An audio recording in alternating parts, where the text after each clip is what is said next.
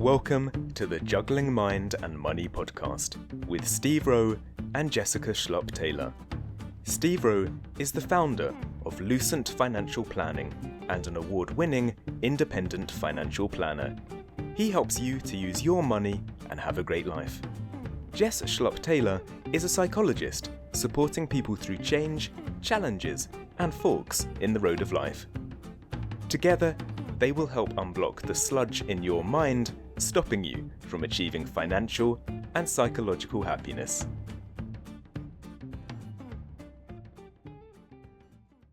Hello. Hello.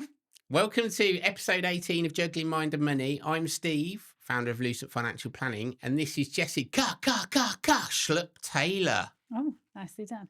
Hello, everyone. That was good, wasn't it? Very good. You haven't heard that 8 million I quite times. like that, Ulrika. Yeah. That's what I did.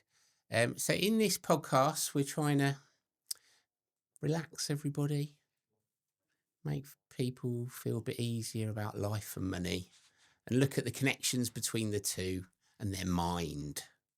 How's your mind, Jess? My mind's pretty good at the minute, thanks, Steve. You've been bouncy today, haven't you? I am bouncy. There was a tune on earlier, dancing away. Oh, yeah, you were. You're raving. Yeah. I wasn't raving. I went to Knoll Party in the park the other weekend. Did you? Was that God. good? I had the most epic time. Who was there?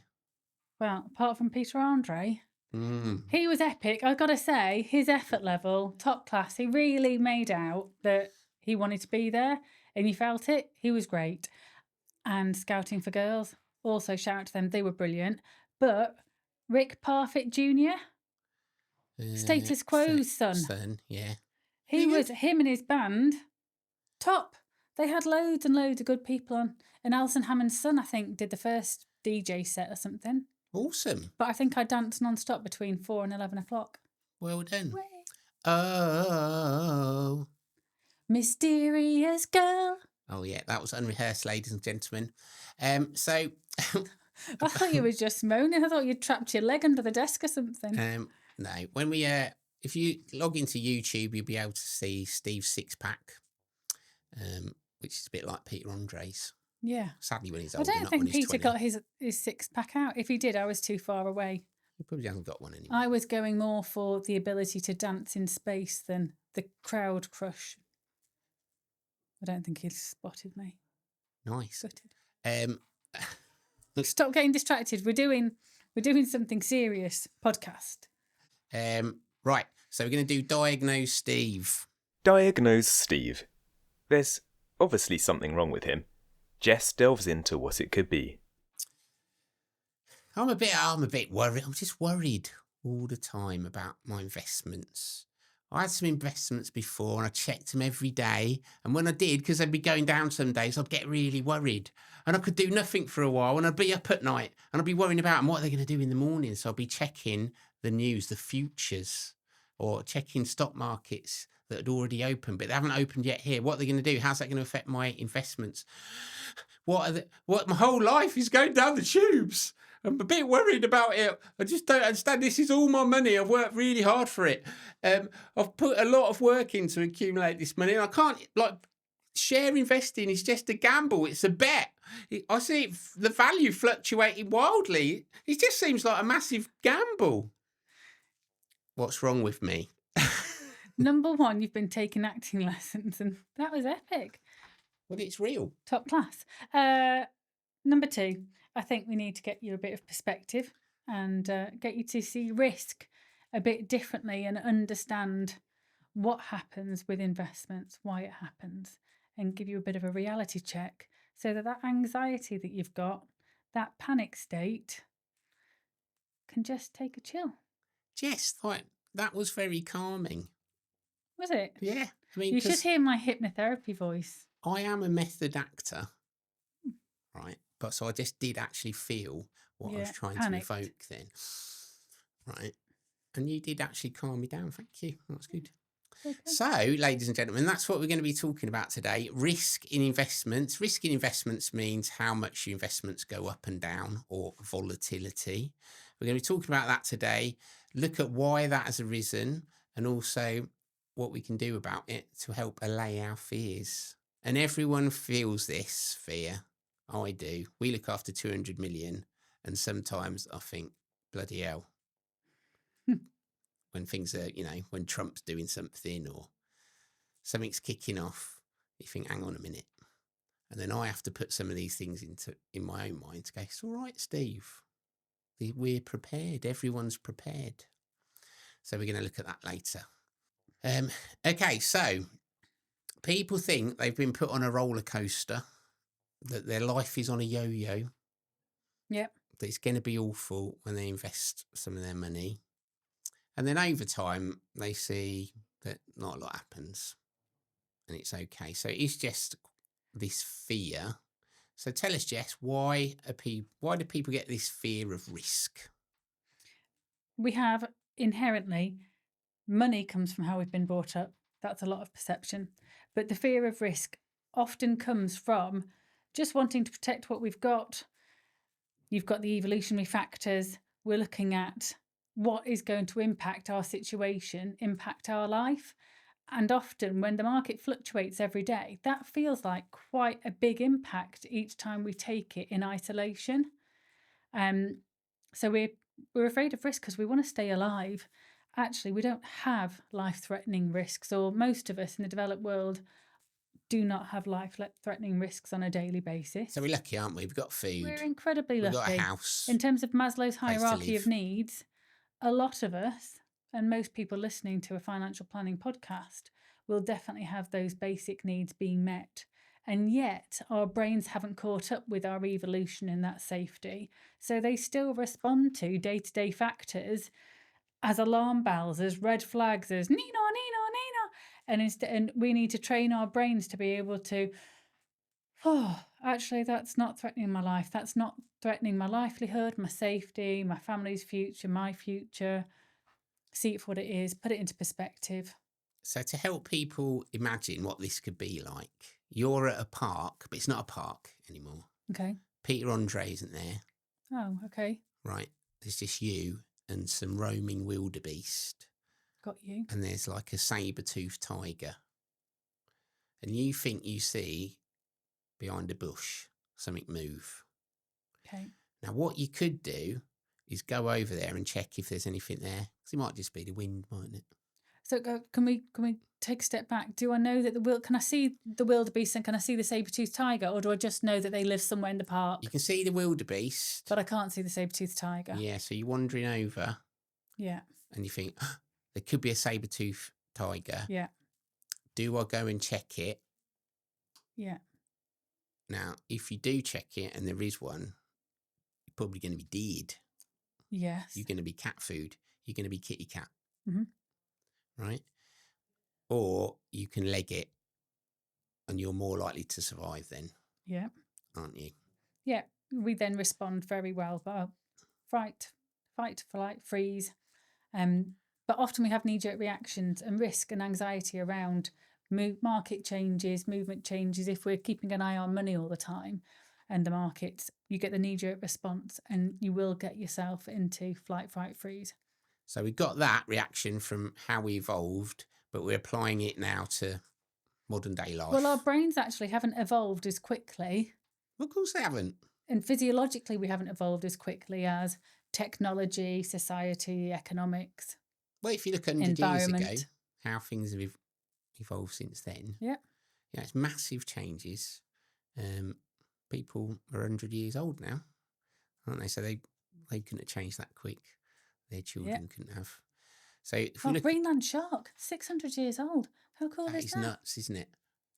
But his environment or her environment, I think it's a him. Anyway, doesn't change that much. Our environment changes a lot, but our brain and our physiological hasn't changed enough. So then we need to train it and we need to work with our brain, take it down the gym, give it a bit of a workout to allow ourselves to relax a bit and understand risk in the greater context rather than in the very small space of that moment in time. So that's one thing then. We're always out to survive when really we're going to survive anyway, whatever happens. Yeah, it's the risk, the anxiety with it is there's the knee-jerk response. It's that risk in that immediate scenario. So that need to survive is immediate. When you think about humans aren't very good at risk if it's long-term. we don't see it for the impact that it's going to have. So when the government many moons ago decided to put on pictures of lung cancer and stuff on the cigarette packets, yeah, thinking that that was going to have an impact, but the impact of cigarettes often increases tiny by tiny by tiny by tiny, and we don't see that, we don't feel it. It's something that's going to happen 20, 30 years down the line. Our brains are not set up to respond to that because our brains still, evolutionary wise, are still in caveman. What's the immediate threat? What's the immediate risk? The immediate risk is if I don't have a cigarette, I'm going to have a craving, I'm not going to cope. Therefore, I want to satisfy that, as opposed to keep me safe. So we've got evolution, short-term over long-term thinking. So all loss aversion. So people, I understand, feel losses more than they do a win. Yeah, and that makes complete sense. So again, evolutionary wise, there's a big link. If you lose out on food, that's very different from having overabundance of food. You can't keep it, it's not as necessary. So the losses are felt much more greater. And actually, the link with people and gambling, and the reason why people gamble is because of the losses, not because of the wins. Explain more to me about that. Can we say that for a different day when I've reread the article more recently? Okay. But I will. I'll come back to it. But it is a thing where actually they're not chasing the high of winning, they're chasing the avoidance of loss. I understand that. We've all been there in that bookies. And you're glad to get out. I don't think I've ever set foot in a bookies. Yeah, well, they don't really exist anymore. Sad. So as we said earlier, we live in a world now where everything's, in terms of survival, we are going to wake up tomorrow, hopefully, right? We've got enough to eat. If whether we have 2 chops or 1 chop doesn't really matter because we're going to be full up. But if we have no chops, this is where you're scared of loss, isn't it? No chops would be appalling. No chops would be unacceptable. Unless you're vegetarian, in which case that would be a great situation to be in. Just have some more beans. Well, there must be some plant-based chops you can get. I know, I don't really. I think if you're going to be vegetarian, don't you embrace vegetables as opposed to want the reconstituted processed stuff? Yeah, maybe. And the risks associated. I'm Well, not a just say, vegetarian, last so I shouldn't Saturday- judge them. If you're vegetarian, do it however you want to. Last Saturday, I was going to a restaurant in that London, Yeah. in Borough. I was looking forward to seeing my friends and I checked out the menu and I thought, I'm going to have that chop. Sounds awesome. Guess how much it was? And I didn't have it. £28 85 quid for a pork chop. for a chop. I don't know what type of chop Yeah, it but was. was it a steak? It said Mangalitsa chop or something. It was pork. It was one of those special pigs, and I think Mangalitsa pigs are the ones that ate somebody in James Bond or in like Mission Impossible or something. They're the ones that. Anyway, I think they're supposed to be. In my saber-toothed tiger example, I should have used a Mangalitsa pig then, shouldn't I? Yeah, So there's I more think follow through. I think they're quite aggressive for pigs.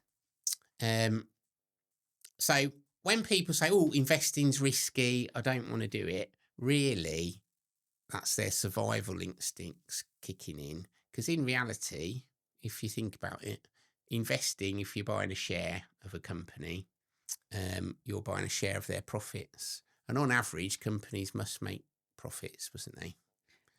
Well, yes. And the rule, my understanding is the rule of investing is diversification.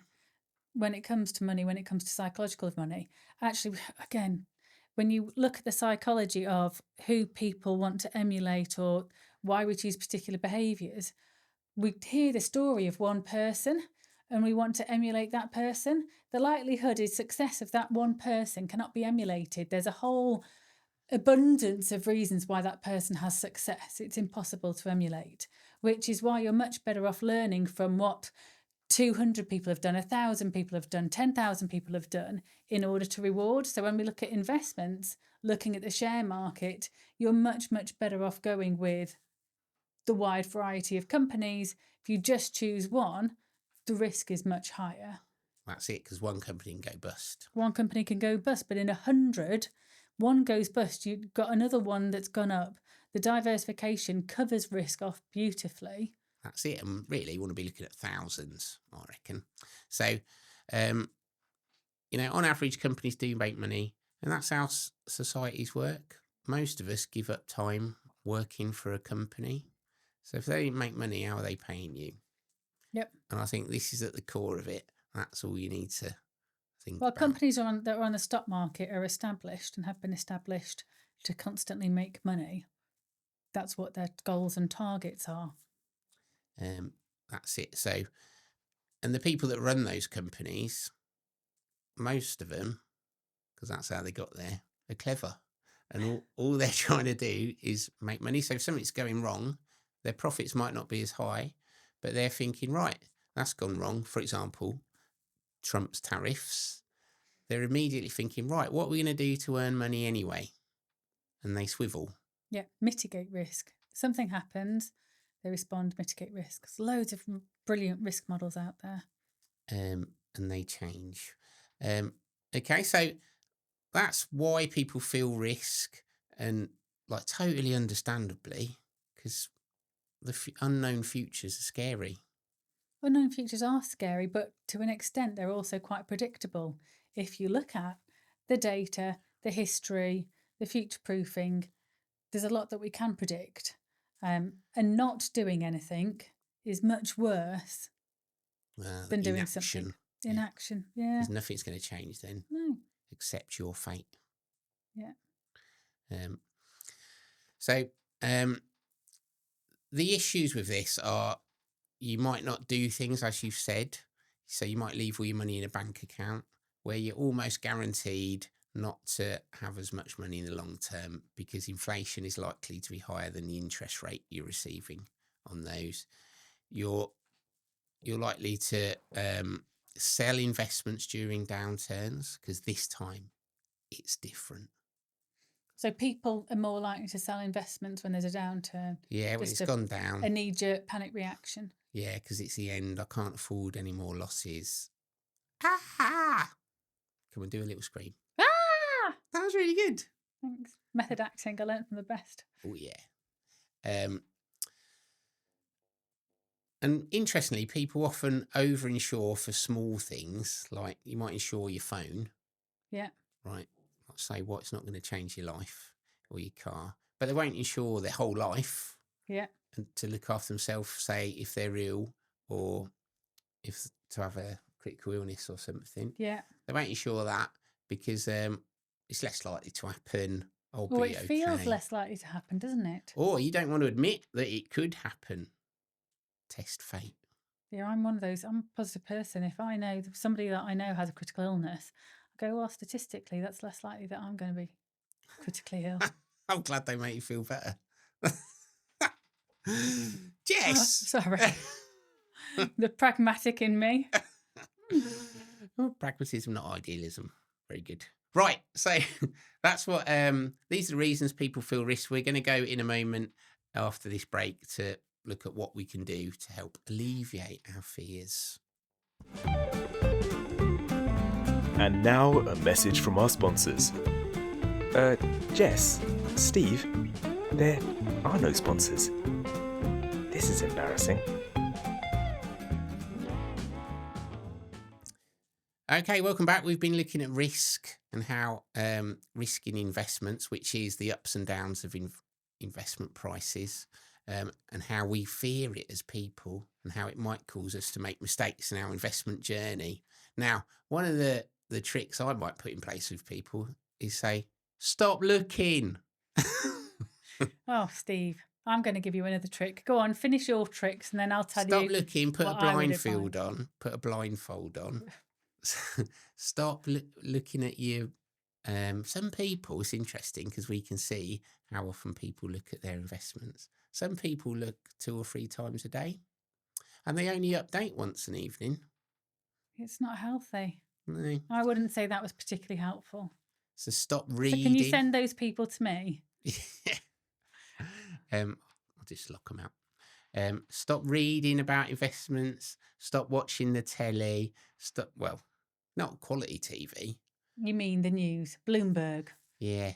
Stop watching people that just know. I just know what's going to happen with investments because no one, let me tell you, can predict the future. They can't. They cannot. Stop listening to this stuff, except for Juggling Mind and Money. clearly. The 227,000th best podcast in the globe. Oh, brilliant. That's where we've got to. That's pretty awesome. And what you should really do is go, right, I've set this up. It might be down at the moment. What I'm going to do is nothing. I'm going to look out the window like this. Look at me. If you're on YouTube, you can look at me looking out a window, which isn't a window because it's an internal office. It's an internal window that takes us into the very dark and dreary world of what the definition of a window is, because I would argue that is a window. Well, here's a window onto some fake plastic where I've got some fake plastic dinosaurs on it. Not papillon, not butterflies. But that's what you should do. Look out the window and Okay. enjoy life, go off and do stuff. Okay. And the less you look, the less you'll worry, I think. Right. I would. However, I'm just going to come in. just give us the more psychologically beneficial way of reframing this for us. I think financial planners might benefit their clients more if they go through more of a model that can be used with risk linked to their goals. So let's keep it simple. I like simple. The grow model. Grow model's really simple. We like to grow our money. It's a good one to use with people around money. So you set out your goals, and you do that with your clients anyway. Financial planners do that. What are your goals? What are your ambitions? What do you want out of life? What's the reality? Where are we now? What have we got? Then you look at that we've done goals, reality. Yeah. Then we look at options. What options do we have? And what you do is you get them to pick the option. I'm going to put the money in this investment, and it's going to go up and down. It's going to fluctuate. I could check it every day. It's not going to make a difference other than to my heart rate, but I can just rely on the people that are the experts, because they could, I don't know, take all their money out and put it under their bed. That'd be an option. They could put it into a bank account and earn 2% or possibly 3% if they're really lucky. They could have some ISAs, they could have some bits and bobs, or they could give it to a financial planner that does all the research, that knows everything, that uses all the software, that has all the real-time information to do what they do so well with their money, reduces the risk specifically. So then they choose, I'll give it to you and I'm going to trust you with that. And you say, you're happy with that? Is that the option that you want? Hell yes. The others are not as beneficial. The others actually would increase my heart rate all the time, because if you put it under your bed or you put it in your bank account for 2%, you can watch the markets go up and down. Every time it goes up, you're like, I've just missed out on that. I've just missed out on that. Yeah. And then you agree the way forward. You say, Mr. Client, Mrs. Client, Miss Client, are you happy with that? And they say, yeah, that is the option that I want, because that's the goal that I want. That's the best option for me. That's what I'm going to do forward. Brilliant. And then you don't need to tell them to stop, because you do all that for them. We're doing the listening, we're doing the reading, we're doing the looking, we're doing the watching, we're responding. So do you trust us to do that? The option is to trust us to do that. Yeah. It's hard to trust though, isn't it? Especially when you look like me. It is. But you're a very genuine, authentic person. You don't dress yourself up to be something that you're not. You truly are a turquoise glasses wearing, teddy bear cardigan wearing. What's the unicorn t-shirt? I have got a unicorn. Yeah. But people don't know this because I haven't worn them. Oh, love a unicorn t-shirt. Except for my glasses. But I need them to see. Yes. So that's okay. But trust does get built up. But this is, if you go through the grow model with clients, then actually it's not your decision that they're choosing. It's their decision. They're making the choice, and they trust their choice a lot more. So therefore you won't have as many clients doing the knee-jerk reaction to the Bloomberg News or whatever app they use to look at stocks and shares and everything else, and go, Steve, help, my money's gone down by 200 quid or whatever it is in the last 10 hours. So there is an interesting cycle in this. When we take on a new client, if something bad in stock markets happens that year, they are the more, not panicky, but needy. more, yeah, and we make a thing of contacting them first, because people who have been with us 10, 15 years, we've been through it plenty of times, and they know it's okay. It's just a thing. Everybody gets a little scared because it ain't nice. You'd prefer it not to happen, but also it is beneficial in many ways. So I think that's one way we could look at is take steps back. So if we're looking at what we've lost over the last 2 months, what about 6? What about a year, 5, 10 years?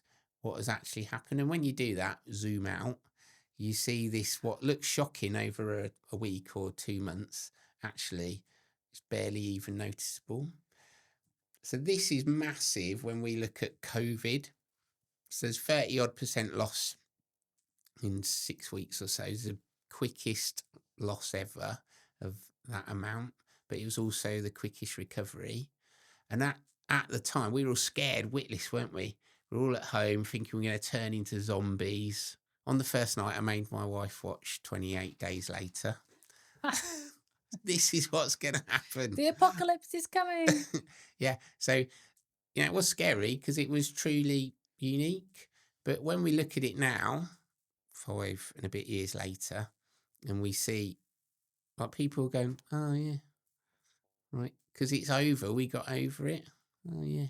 And that is a continuous thing. There's going to be more shocks like that, but we will get over it. So that's a really good point. Because actually with COVID, obviously some people did suffer with COVID and it was a disaster for I'm talking investment. a very small, but investment. But the investment bit comes when you need to take your money out, doesn't it? So as long as when you need to take your money out, you're in a reasonable situation or there's no pressure to take it out at this moment. That's the scary bit, I think, is if you have a date and you have to take it on that date no matter what. Whereas actually, if all goes wrong and actually have to delay my plans for 6 months. I know there's some people that plan to retire and you've given them the advice going, look, this is a really good time to retire. Take your money out. Let's go. This is a great time. And they've gone, oh, no, I'm not quite comfortable with it. And they had a bit of risk aversion and didn't take the advice, couldn't make the decision. And then there was a crash and it was, oh, now I'm going to have to work for X amount more years because they didn't take the advice. Well, that's not always the case because you can just because something's gone down, if we're looking over at your retirement of 30 But as long as you can wait years, for it to come back up again. Yeah, but you're never going to, generally, you're not going to take all your money out to spend it all in 1 year. No. So as long as you don't have to do that, you can just relax. Which is rare, and you can just come back to it. Another thing that we do, I'm a big fan of this. Ooh. Rules. Because you know what a harsh disciplinarian I am, don't you? Yep. Absolutely.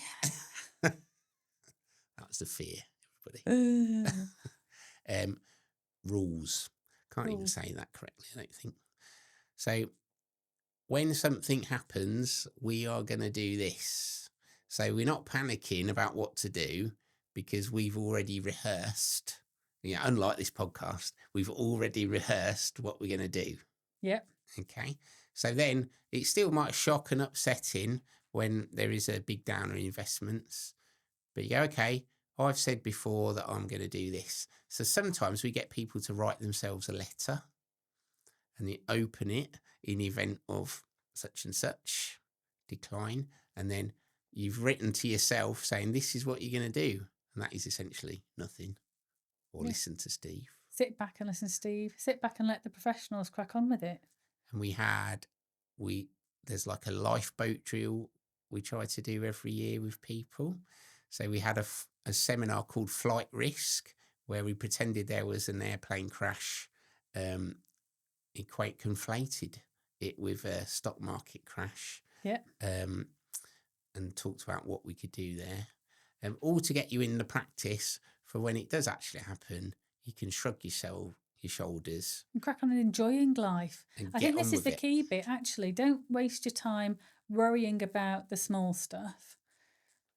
You've invested in professionals. There's a reason that you pay some money for financial planning, and that's so that you don't have to panic. You don't have to be watching the markets all the time.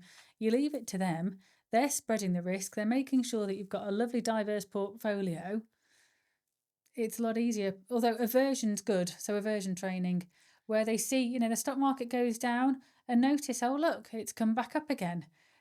Even with Trump and all his gumph, the stock markets took a dive, and sometimes they even went back up the same day because Trump then had come out and said something different less than 2 hours later.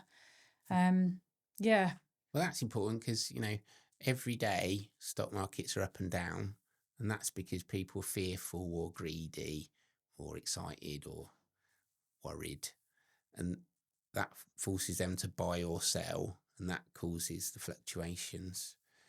Those fluctuations are due to people's predictions of future events, of what they think is most likely to happen. So if you're selling, you should be asking yourself, who's buying that? What do they know that I don't? And vice versa.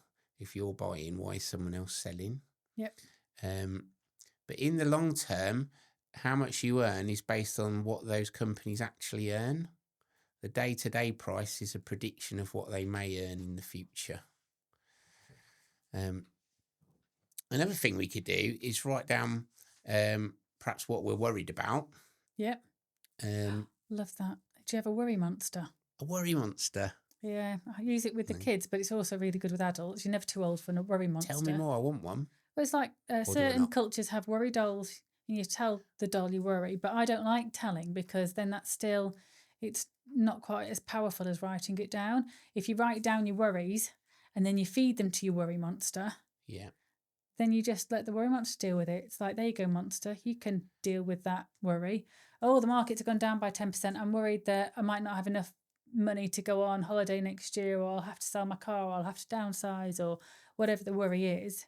And you write it down and you give it to the worry monster and you say, there you go, worry monster. That's your problem to deal with now. Take care of that for me. Yeah, I have a different, that's my children's version. What's yours? Is this a grown-ups one? Can you not say? Well, it's a bucket. Okay. And the first bit rhymes with it. Does it? Yeah. So we have a worry, we write it down, and then we put it in our bucket. Which then means we don't need to worry about it. It's gone. Can't control it, don't need to worry about it. Get on with it, move on. Let's focus on what we can control, everything that's good. If there's anything serious, trust me, your financial planner will be being in touch with you before you can say boo to a goose. You don't need to.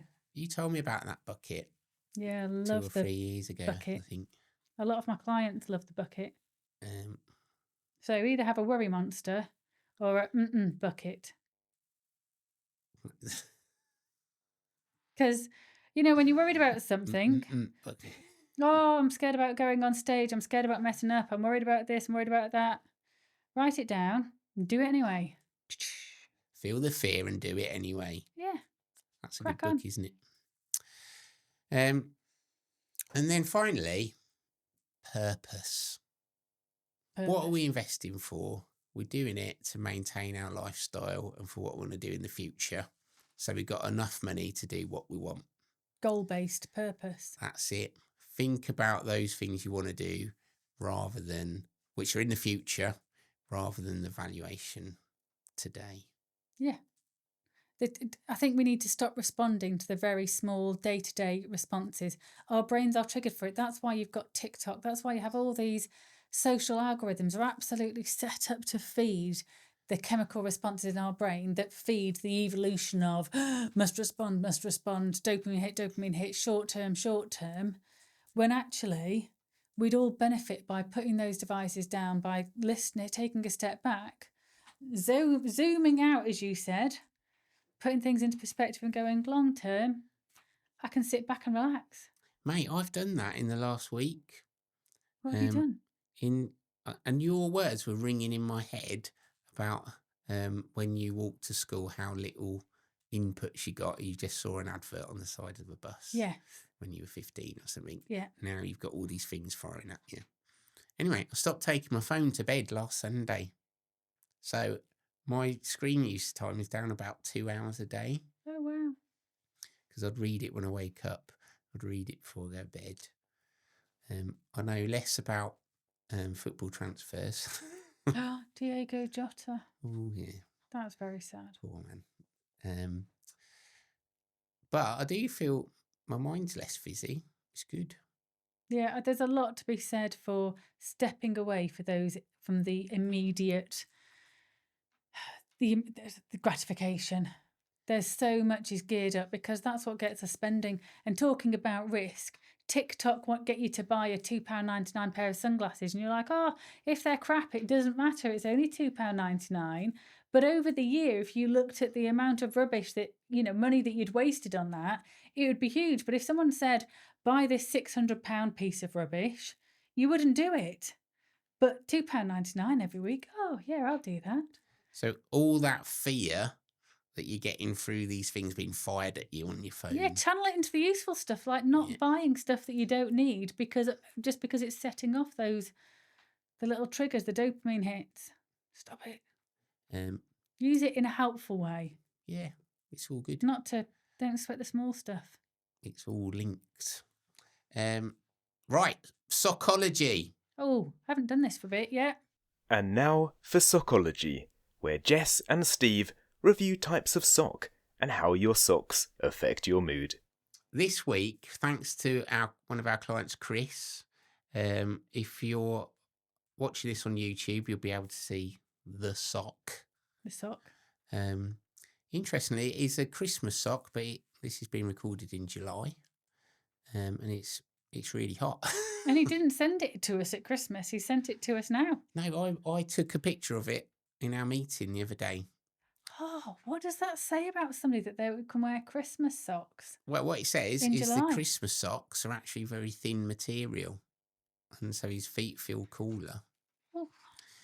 Anyway, it's got is that Grumpy from the? I think it is Grumpy. Snow White. Yeah, from He's the Snow White. Seven Dwarfs. Yeah. Saying bar humbug. And Is he tight? Is he tight with his money?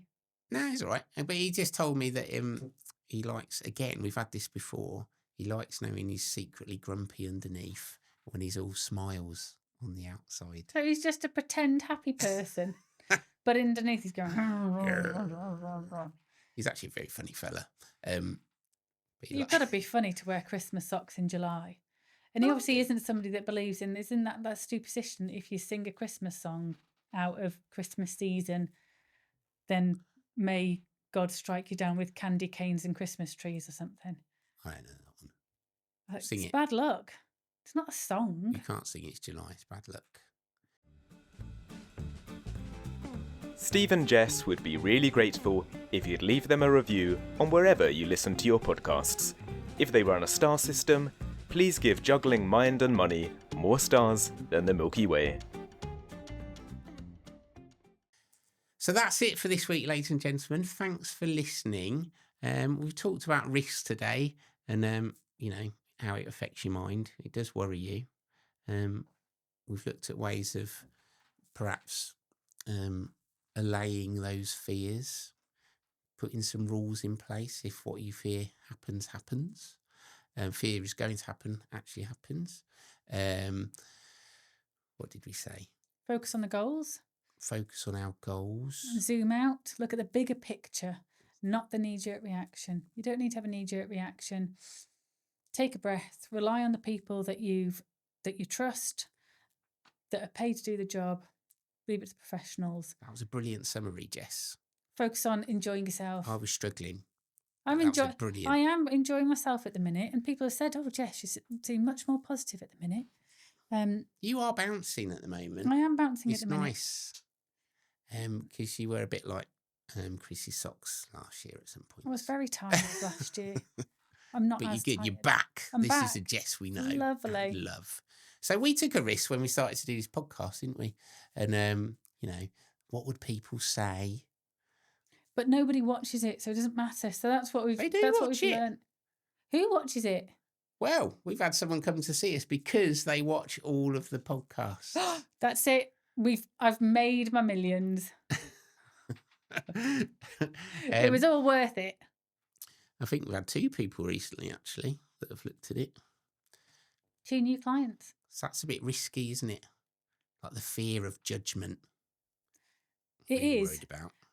I wasn't worried about it until you kept putting it on LinkedIn every 10 seconds with clips of me, and now I have to think about what I'm wearing and what I look like. And you always look great, don't worry. I, however, do not. Yeah, my makeup But I don't person worry. that you hired does a great job. So, it's been well worth it for us to do this. It's fun, mainly. I just like messing about with you, really, Jess.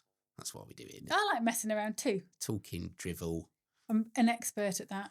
Occasionally, we flukily get a good point, which is nice. Yeah. Almost. You don't need to listen to the whole podcast. Just watch the few clips that. It'd be good if we'd had the video of us after the podcast. We'd be high-fiving. Oh, man, you're awesome, man. and stuff like that. That would be the best thing, wouldn't it? So anyway, we'll see you in another couple of weeks when we're doing the next episode. Please go and look on our YouTube channel. Check out our pretty faces. We'll just pretty face them. I've got a face. That's handy, right? And also our socks. We'd be really appreciate it if you sent us a review of the podcast, whether it's on Spotify or iTunes or whatever you listen to your podcasts on. Give us 5 stars. Yeah. We need 5 stars. 5 stars, please. Even if you don't listen to it, just, you just hear this little segment, just log on and give us 5 stars. And also, you let us know what you want to hear about. I've had some quite good feedback in person. Yeah. About that, but it'd be good to know. Just send us in remotely, whatever you want to hear about, and we'll do a show on it. All right, thanks very much, everyone. See you next time. Bye. Bye.